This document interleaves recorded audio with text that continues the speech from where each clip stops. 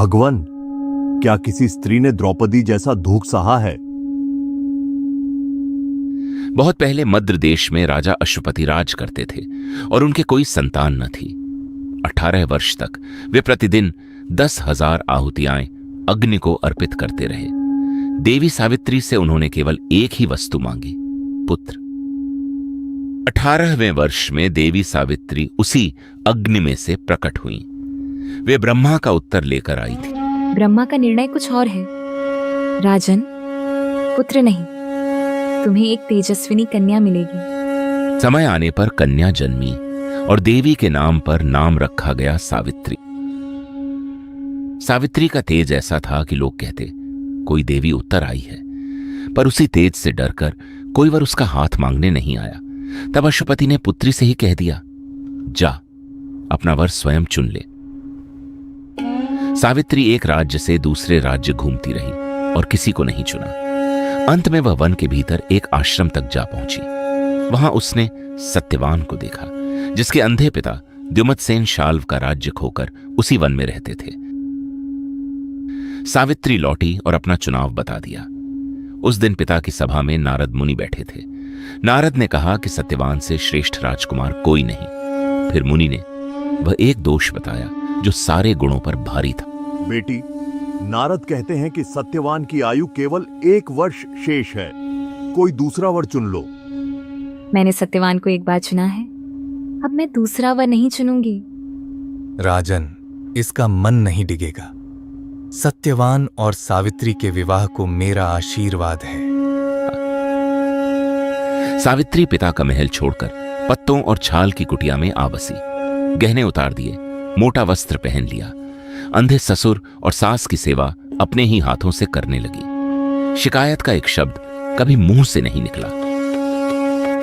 नारद ने जो कहा था वह उसने सत्यवान को कभी नहीं बताया। दिन वह अकेले ही गिनती रही। जब 4 दिन बचे तब उसने व्रत आरंभ किया और 3 दिन 3 रात अन्न नहीं लिया। द्युमत्सेन ने कहा कि व्रत कठिन है, पर उसे रोका नहीं। चौथी सुबह सावित्री ने नित्य कर्म पूरे किए और हाथ जोड़कर बड़ों के सामने खड़ी हुई।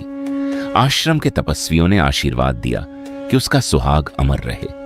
वह कुछ नहीं बोली, बस उसी घड़ी की प्रतीक्षा करती रही। सत्यवान कुल्हाड़ी उठाकर वन की ओर चल दिया।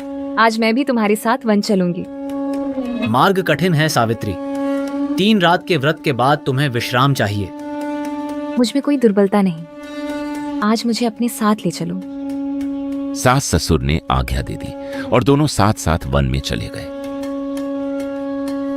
वन में भीतर पहुंचकर सत्यवान ने पहले फल तोड़कर झोली भरी, फिर लकड़ी काटने लगा। दोपहर होते होते उसने कुल्हाड़ी नीचे रख दी। सावित्री, मेरे सिर में बहुत पीड़ा है, मुझे तुम्हारी गोद में विश्राम करने दो। वह सावित्री की गोद में सिर रखकर लेट गया और फिर उठा नहीं। तभी पास में एक ऊंची आकृति आ खड़ी हुई। श्याम वर्ण, लाल वस्त्र, सिर पर मुकुट, हाथ में पाश था और दृष्टि केवल सत्यवान पर टिकी थी। आप देवता से जान पड़ते हैं, बताइए आप कौन हैं? मैं यम हूं। सत्यवान धर्मात्मा था, इसलिए उसे लेने स्वयं आया हूं। यम ने सत्यवान के शरीर से अंगूठे भर की एक सूक्ष्म आकृति खींच ली, उसे अपने पाश में बांध लिया। फिर वे दक्षिण दिशा की ओर मुड़े, अपने लोक की ओर।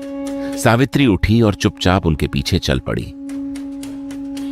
सावित्री ने कहा कि पति जहां जाएगा वह भी वहीं जाएगी, और चलते चलते वह धर्म की बात करने लगी और उस मैत्री की जो 7 पग 7 चलने भर से बन जाती है। सावित्री, लौट जाओ।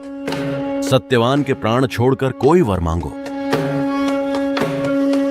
सावित्री ने अपने अंधे ससुर के लिए आंखों की ज्योति और बल मांग लिया। यम ने वह दे दिया, पर सावित्री चलती रही, बोलती रही और यम सुनते रहे। दूसरे वर में उसने द्युमत्सेन का खोया हुआ राज्य मांगा और तीसरे वर में अपने पिता अश्वपति के लिए 100 पुत्र।